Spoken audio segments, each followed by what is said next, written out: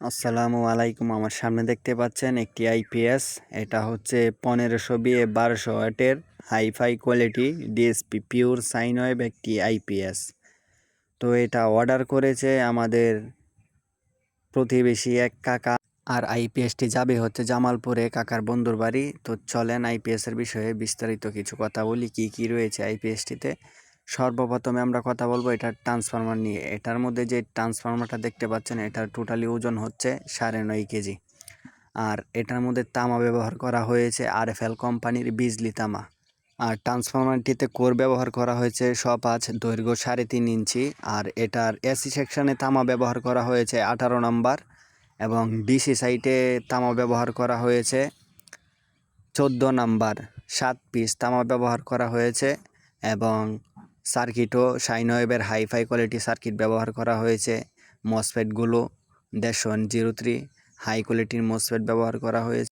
আর এটার কাজের ফিনিশিং অস্থির লেভেলের, যা ভিডিওতে দেখতেই পাচ্ছেন, কোনো ঝামেলা নেই। এতক্ষণ আমরা দেখলাম এটার ভিতরের সাইড এবং ভিতরের সাইড নিয়ে কথা বললাম। এখন চলেন পিছনের দিক দিয়ে দেখি কি রয়েছে। এটা হলো আইপিএসের পিছনের সাইড। পিছনের সাইডে সর্বপ্রথম রয়েছে একটা কুলিং ফ্যান, ভিতরে সার্কিট এবং ট্রান্সফরমারটিকে ঠান্ডা রাখার জন্য। তারপরে রয়েছে ডিসি কেবল। তারপরে রয়েছে ইউপিএস মোডের যেই সুইচ আছে, এটা 100% ইউপিএস মোড করার জন্য সুইচটা। তারপরে রয়েছে প্রোটেকশন হিসাবে 2টি ফিউজ দেখতে পাচ্ছেন ভিডিওতে, একটি ইনপুট একটি আউটপুট। তারপর রয়েছে এসি কর্ড। আর এসি কর্ডটি কিন্তু কোনো সাধারণ এসি কর্ডের মতো নয়। সাধারণ এসি কর্ড কিনতে গেলে 100 টাকা লাগে বা 80 টাকা লাগে। আর এটা তৈরি করতে গিয়ে প্রায় খরচ পড়ছে 250 টাকা প্লাস। এসি কর্ডের মাথায় দেখতে পাচ্ছেন একটি 3-পিন ফ্ল্যাগ ব্যবহার করা হয়েছে, পতাকা মার্কা। পিছনে আরও রয়েছে এই যে আউটপুট সকেট, যেটা দিয়ে কারেন্ট বের হবে। ভিডিওতে দেখতে পাচ্ছেন সকেটও ভালো মানের কানের সকেট, এই যে কান লেখা। আমাদের পিছনের দিক দেখা শেষ, এখন চলে আসলাম সামনের দিকে। সামনের দিকে দেখতে পাচ্ছেন এখানে এলসিডি ডিসপ্লে ব্যবহার করা হয়েছে। ডিসপ্লেটি কালো গ্লাস দিয়ে ঢাকা এবং সাথেই রয়েছে আইপিএসটি অন অফ করার জন্য একটি সুইচ। চলেন এবার আমরা ডিসপ্লেতে লাইন দিয়ে দেখি ডিসপ্লেতে কি কি ইস্যু করে।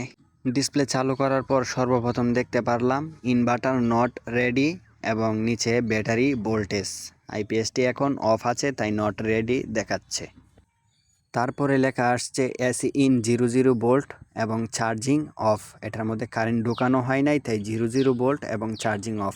তারপরে লেখা আসছে লিটন প্লাস বকুল। যে লোকের নামে আইপিএসটি বানানো হয়েছে তাদের নাম ডিসপ্লের মধ্যে দেওয়া হয়েছে, দেখতে পাচ্ছেন লিটন প্লাস বকুল। আমরা পাশে থাকা সুইচটি অন করে নিলাম, দেখতে পাচ্ছেন ইনভার্টার রেডি দেখাচ্ছে।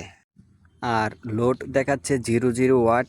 এটার মধ্যে কোনো লোড দেওয়া হয় নাই, তাই 00 ওয়াট লোড দেখাচ্ছে। এবং আউটপুট ভোল্টেজ দেখাচ্ছে 220। এই যে এসি আউট 220 ভোল্ট, এটার থেকে 220 ভোল্ট আউটপুট হচ্ছে।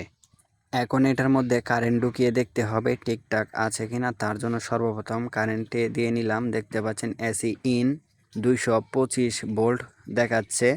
এবং এখানে দেখেন এসি ইন 225 ভোল্ট এবং চার্জিং এম্পিয়ার 10। এটা 10 এম্পিয়ারে চার্জ হচ্ছে।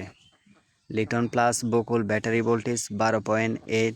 তো এই ছিল আজকের ভিডিও। এতক্ষণ যারা ভিডিওটি দেখেছেন তাদেরকে জানাই অসংখ্য ধন্যবাদ।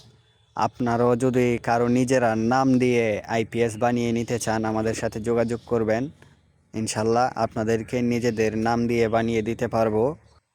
কারো যদি ভিডিওটি ভালো লাগে শেয়ার করে দিতে পারেন। আসসালামু আলাইকুম ওয়া রাহমাতুল্লাহি ওয়া বারাকাতুহু।